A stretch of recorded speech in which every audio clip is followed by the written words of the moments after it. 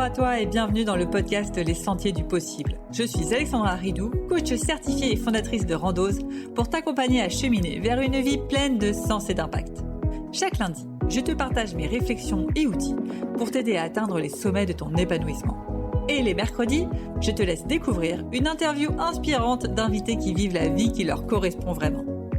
Ah, et j'ai oublié, je t'invite à écouter chaque épisode en marchant. Les neurosciences l'ont démontré, marcher te permet de prendre plus de recul, de développer ta créativité et ainsi prendre les meilleures décisions pour vivre la vie qui te fait vibrer. Je suis ravie de vous retrouver pour ce nouvel épisode sur comment arrêter les pensées négatives qui tournent en boucle, un vaste sujet où j'ai plein de choses à dire. Je pense que si vous avez cliqué sur le lien, c'est que ça doit vous parler. Vous connaissez sûrement ce moment où il y a un détail anodin qui va déclencher un truc en cascade. Votre cerveau, il va partir très très loin, vous n'arriverez plus à l'arrêter et vous êtes un peu dans le mode catastrophe de votre cerveau. Si vous êtes à votre compte, c'est peut-être, je sais pas, un potentiel client qui vous dit non, et là, votre cerveau, il part dans des pensées négatives. Oh là là, mais en fait, je suis pas fait pour être à mon compte. Je suis pas à ma place, mais en fait, je suis pas assez bonne, mais en fait, j'aurais tout arrêté. Et après, vous flagellez même vous-même, en mode, ah, et en plus, je suis pas persévérante, je suis en train de, j'abandonne à la moindre difficulté. Et bref, vous le connaissez un peu, ce cercle vicieux.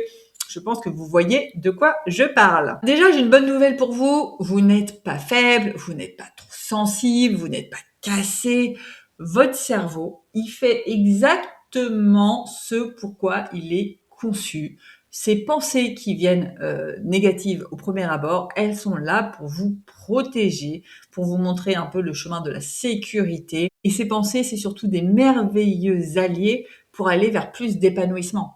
C'est simplement des signaux. Le problème, c'est quand ces pensées catastrophiques, ces pensées négatives, elles tournent en boucle, elles prennent toute la place, elles dirigent vos décisions. Là, on a un problème. Il y a une citation qui dit « Les émotions sont de bons serviteurs, mais de mauvais maîtres ». C'est exactement ça. Les émotions, elles doivent vous servir vers un mieux-être, mais elles doivent pas diriger votre vie. Elles doivent pas diriger vos décisions. Et le problème, il est là. Le problème, c'est pas la pensée négative, c'est ce que vous en faites après.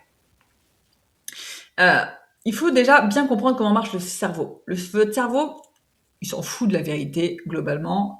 Lui, ce qu'il cherche, c'est la sécurité avant tout. Alors, dès qu'il y a le moindre doute, il anticipe la catastrophe, il amplifie la catastrophe, il dramatise la catastrophe pour être sûr que, oulala, vous restez bien dans votre zone de confort et que vous ne preniez pas trop de risques. Et ce mode de votre cerveau, vraiment, c'est un réflexe. Ça date de la préhistoire, j'en ai déjà parlé dans beaucoup d'épisodes. C'est pas un choix que vous pouvez faire. Vous pouvez entraîner votre cerveau à être de plus en plus à l'aise à sortir de sa zone de confort et avec l'insécurité. Ça s'entraîne. Mais si vous l'avez jamais entraîné, de base, c'est un réflexe qu'on a tous, que vos enfants ont, que tout le monde a, où vous ne pouvez simplement rien y faire. Donc c'est pas ce réflexe qu'il faut chercher à supprimer, c'est vraiment la boucle qui s'ensuit qu'il faut supprimer. Parce que vous allez très vite en fait rentrer dans ce que j'appelle un triptyque infernal, c'est-à-dire que votre cerveau va anticiper le scénario catastrophique, vous allez faire les conséquences des conséquences des conséquences, vous imaginez avoir plus d'argent, vous imaginez plus pouvoir partir en vacances, plus pouvoir payer l'école de vos enfants dans 10 ans, et ça va ruminer en boucle, qu'est-ce que je fais, qu'est-ce qu'on va penser de moi, et ci et ça, bref. L'émotion, elle est là, elle est automatique, mais le vrai levier, c'est vraiment qu'est-ce que vous en faites après pour justement ne pas rentrer dans ce triptyque infernal et simplement accepter cette émotion au moment où elle est et la gérer, la digérer sans rentrer dans un cercle infernal. Et c'est tout ce qu'on va voir aujourd'hui dans cet épisode, justement. Parce qu'il y a une erreur qu'il faut surtout pas faire dans ces moments-là, c'est essayer de rassurer ou de chercher des preuves pour rassurer votre cerveau. Votre cerveau qui est anxieux, il ne se rassure pas, il ne se rationalise pas, il n'y a pas de logique. Quand vous essayez de parler à votre cerveau avec de la logique sur des pensées négatives, qu'est-ce qu'il va faire votre cerveau? Il va vous renvoyer la balle avec toujours plus de logique et toujours plus d'argumentaire. Et en fait, vous êtes juste là entre argumenter une petite voix qui veut rassurer et argumenter une voix qui a peur, et ça ne mène nulle part. C'est comme si votre enfant, il a peur du noir. Je sais pas si vous avez déjà essayé d'argumenter sur mais non, ça sert à rien d'avoir peur du noir, voyons, il n'y a pas de loup. Vous pouvez argumenter pendant des heures. En général, ça ne change rien. La peur, elle est là. Soit au bout d'un moment, il lâche l'affaire en mode mais ma maman ou mon papa, il ne comprend pas. Bon, j'arrête de parler de cette peur. soit ça ne fait rien puisque lui, il va juste argumenter de nouveau par rapport à sa vision. Ne cherchez vraiment pas à rassurer ses peurs ou à les argumenter, ça ne marche pas avec votre cerveau. Et surtout, du coup, les pensées catastrophiques, elles vont s'aggraver quand vous allez faire quoi? Donc quand vous allez déjà chercher à les supprimer, donc essayez de pas les écouter, elles vont revenir toujours à pleine balle. Quand vous allez vous dire bon, bah, j'attends d'aller mieux pour agir. Quand vous allez suranalyser vos émotions, essayez de comprendre le pourquoi, du comment, de patati, de patata. En général, ça ne mène pas non plus à la porte de sortie. Quand vous vous surveillez en permanence. Et là, est-ce que je suis en train d'avoir une pensée négative? Est-ce que c'est bien? Est-ce que c'est mal? Qu'est-ce qui se passe? Ah mince, je me flagelle, j'ai une pensée négative. Là aussi, vous allez rentrer dans un cercle vicieux qui va être affreux. Et quand vous confondez intuition et anxiété. L'anxiété, c'est pas compliqué, c'est votre cerveau qui crie la sécurité. Ça crie, c'est violent, c'est n'y va pas, c'est pas. L'intuition, vous pouvez pas vous tromper. En général, c'est quelque chose de doux, de très léger, une petite voix cause à peine parler, mais qui, elle est pas là avec la force. Elle est juste là en mode, tiens, ce serait cette décision qu'il faudrait que tu prennes. Donc, si vous avez l'impression que là, la pensée négative, elle y va par la force, que c'est des cris, que c'est violent, et que c'est ouah, attention, tu vas foirer ton activité, c'est de l'anxiété. C'est clairement pas l'intuition. L'intuition, elle est beaucoup plus calme, je vous le garantis. Ensuite, autre point qu'il faut prendre en compte, c'est vraiment cette pensée négative. C'est pas la réalité. C'est pas parce que vous pensez que vous êtes nul, que vous pensez que vous allez foirer votre activité, que vous pensez que, j'en sais rien moi, vous n'allez pas avoir un rond dans un an, que c'est la réalité. C'est simplement un signal d'alarme, pas très bien réglé, et par moments il part très vite. Et comme tout signal, il se désamorce. Encore une fois, il ne se débat pas, il se désamorce avec un protocole très clair que je vais vous partager à l'instant. Alors, le protocole, moi, que j'utilise en tout cas pour arrêter cette spirale infernale. Encore une fois, on ne veut pas arrêter l'émotion de base, la pensée négative de base, elle est très bien, elle est là pour nous envoyer un message, il faut l'écouter et l'accueillir. Le problème, il n'est pas là, il vient de ce qui se passe après. Donc, qu'est-ce qu'on fait pour sortir de cette spirale infernale? D'abord, on la nomme.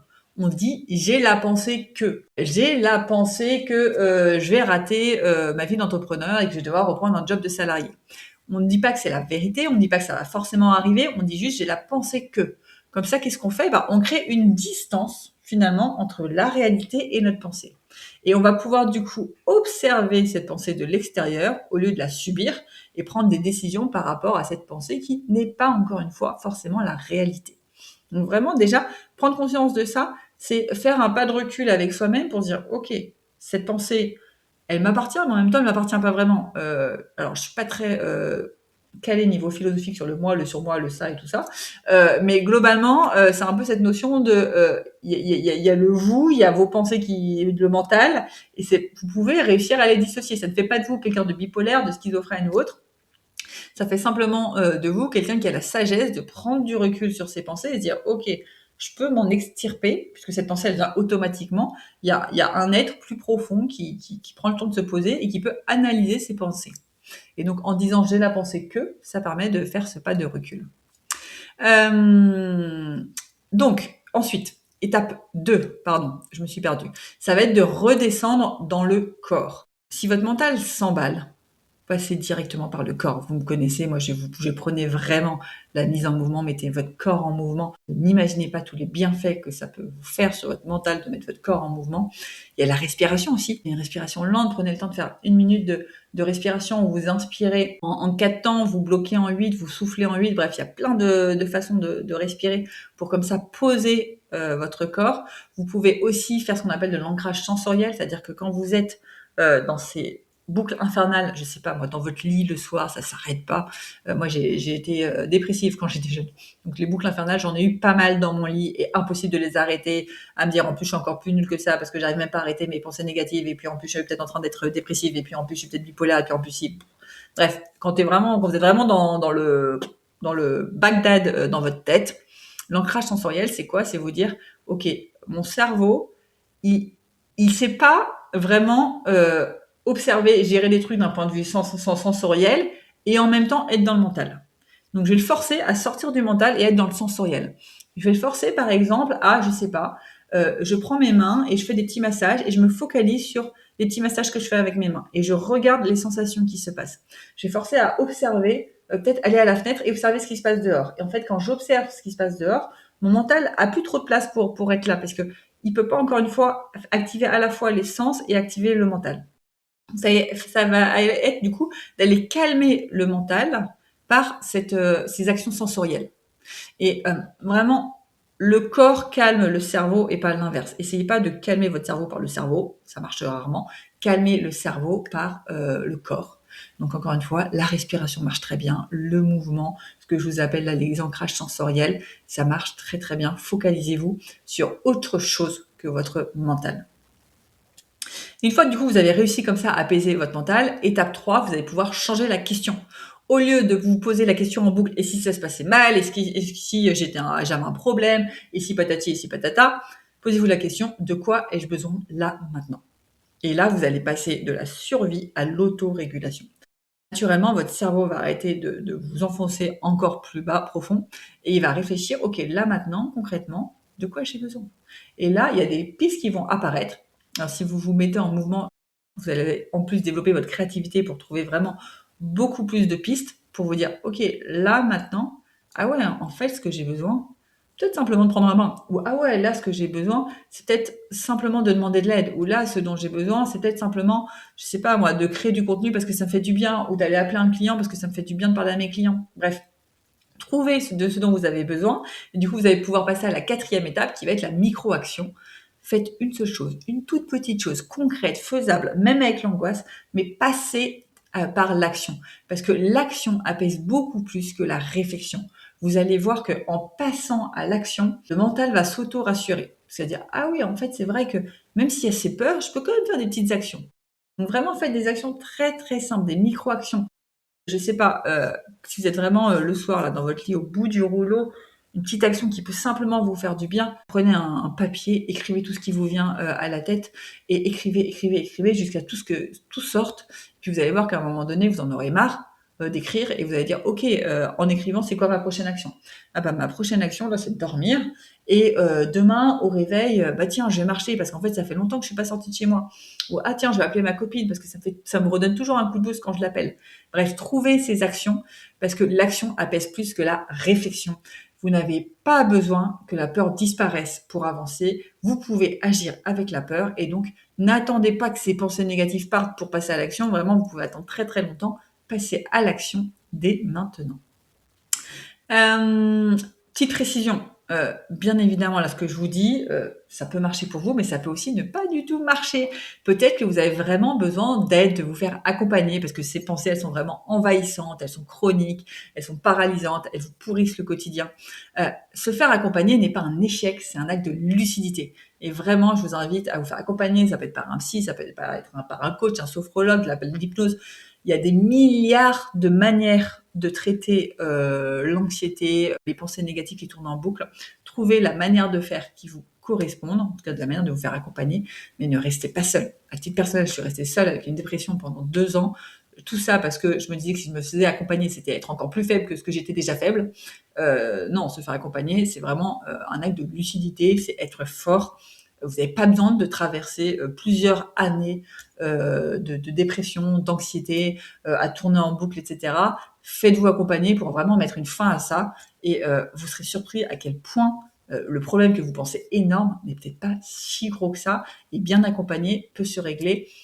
Pas forcément facilement, c'est peut-être un peu facile à dire, mais en tout cas peut se régler beaucoup plus facilement que ce que vous imaginez. Une règle importante avant de vous quitter, si vous attendez d'être calme pour faire ce protocole par étapes, c'est trop tard. Globalement, ça sert à rien.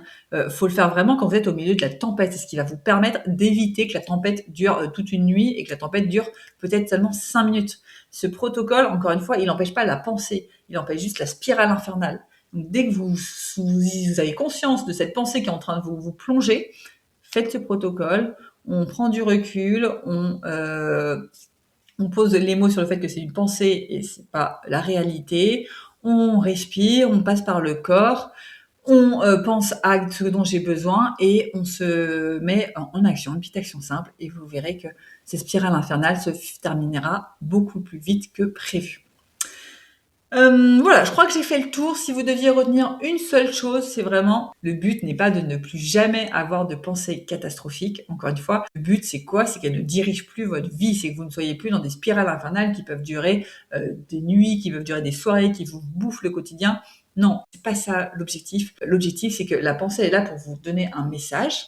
Encore une fois, vous l'accueillez, vous allez pouvoir faire un plan d'action en fonction de ce message. OK, je sens que, je sais pas moi, là j'ai peur de retourner dans le salariat, qu'est-ce que je peux faire pour me sécuriser un peu plus financièrement et peut-être ne moins avoir cette peur ou sinon prendre conscience que en fait, j'ai de quoi tenir 6 mois. Pourquoi avoir la peur maintenant? C'est bon, je peux me détendre. Alors encore une fois, là on passe par l'argumentaire. Cet argumentaire ne vient qu'une fois qu'on est sorti de la spirale, hein. N'argumentez pas pendant que vous êtes dans la spirale, ça ne marchera pas. Mais une fois que vous êtes revenu au corps et tout et que vous commencez à mettre le plan d'action, c'est OK. Quelles actions je peux faire pour être sûr que dans 6 mois, je suis financièrement, par exemple, à l'aise. Voilà, et bien écoutez, j'ai fait le tour de la question. J'espère que cet épisode vous aide. Si vous êtes dans ce cas d'avoir souvent des ruminations et des pensées négatives qui reviennent en boucle et en boucle, peut-être que ça perturbe votre sommeil. Restez bien jusqu'au bout pour avoir votre question de coaching à écouter en musique et en marchant. Et moi, je vous dis à très vite. Ciao.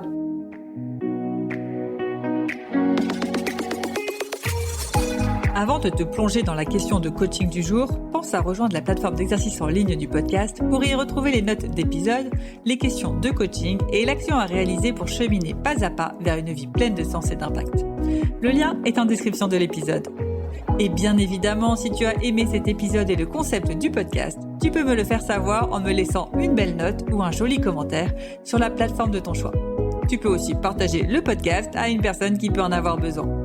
Et c'est parti pour tes 2 minutes de coaching et on se retrouve très vite dans le prochain épisode. Bye bye!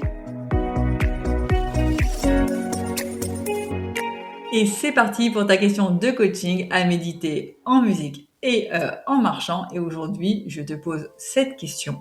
De quoi as-tu besoin là, maintenant, pour calmer ces pensées négatives?